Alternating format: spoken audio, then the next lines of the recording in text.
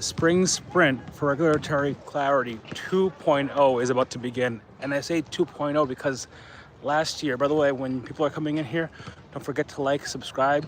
Sharing is caring, and it's free as well, and supports the channel.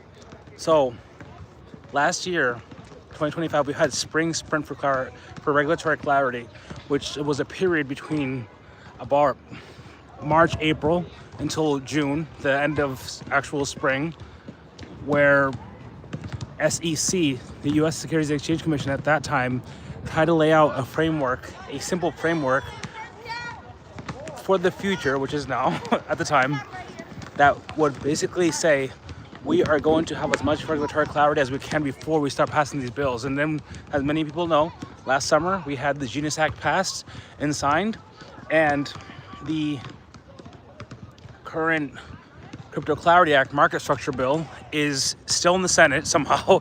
It was sent from the House to the Senate and it stalled. Lots of excuses. First, it was the lockdowns. We were supposed to have it in September. Lockdowns happened. Well, not the lockdown, sorry, apologies, not the lockdowns. The government shutdown, felt like a lockdown. The government shutdown happened.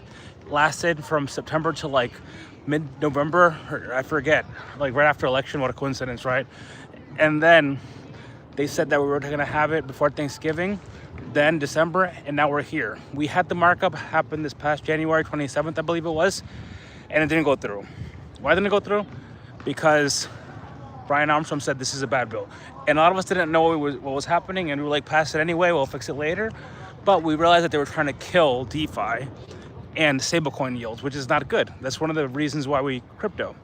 Although many people would say, listen, if you really understand cryptocurrency, you could go get yields from somewhere else. And this is true, but the average consumer, the banks were scared of one thing and one thing only, that people were gonna inflate deposit. People were gonna close their bank accounts at Bank of America, JP Morgan, and then put it into basically Coinbase or Robinhood and let it sit idle, USDC, or RUSD or whichever other ones, and collect yield, which you can get like 5%, which the banks nowadays don't pay any yield. They lend out your money, make money off of you, and they don't pay out any yield.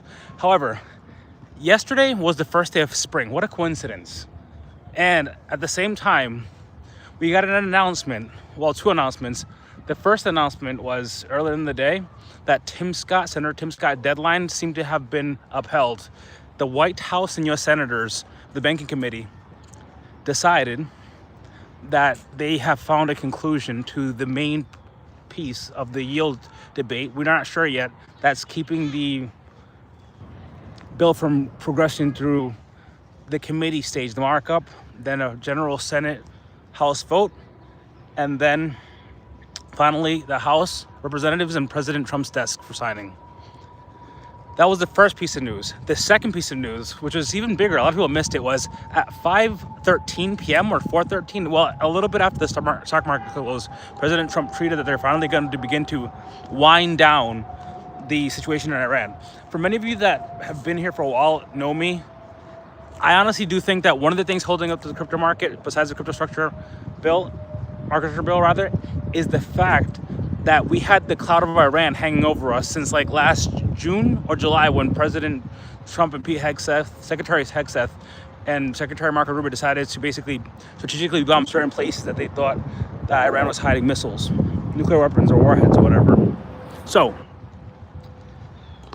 ever since then, we've had basically this, okay, what's gonna happen with Iran? What's gonna happen with Iran? Everything is nervous. We finally attacked Iran. In the past few weeks, an amazing thing happened as well. While we've been attacking Iran, stocks actually have declined. Gold and silver commodities have declined. Oil growing, but Bitcoin has stabilized above its support of $60,000. So if the war's ending in Iran, we finally have that spring sprint, because first everything is slow, then fast. First slowly, then all of a sudden. What we're gonna see is that as we march towards the end of spring, yesterday was the first day of spring, towards the end of spring, we're gonna see that spring sprint. First, we're gonna have the markup date, probably late April, early May. Then after the markup date, we're gonna have the full Senate vote, which we'll go through. We're gonna get those 60 senators, don't worry, 60 out of 100. Same with crypto, They're amazing. They got it done for the Genius Act last year. They're going to get it done this year. After that, you're going to see a spring sprint, almost like that sprint that you saw last year with the Genius Act, where things moved fast, progressed extremely fast. Right? The same week, Genius Act is like, we're going to have crypto week. What happened? Genius Act made it through the Senate committee, made it to the Senate House floor.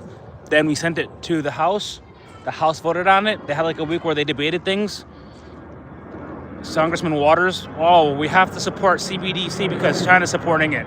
We can't support crypto clarity because it's bad for the economy. People are too stupid to use it in America. I don't know, it seemed like that, paraphrasing. Or we can't do stable tokens because it somehow helps from family gets wealthy. Anyway, the Genius Act passed. This year we're going to see the same thing, spring sprint to regulatory clarity, and it starts now. So for this weekend, this Saturday, relax, enjoy your families.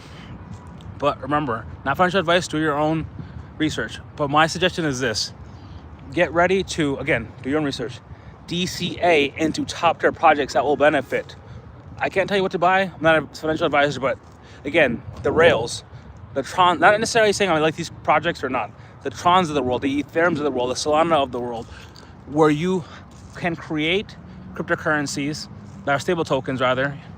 And on top of that, not only mint them, but they are the rails that they are being used to transact with the person A that's sending the person B to pay for a service or send them money. With that being said, enjoy your weekend and get ready for the spring sprint of a lifetime.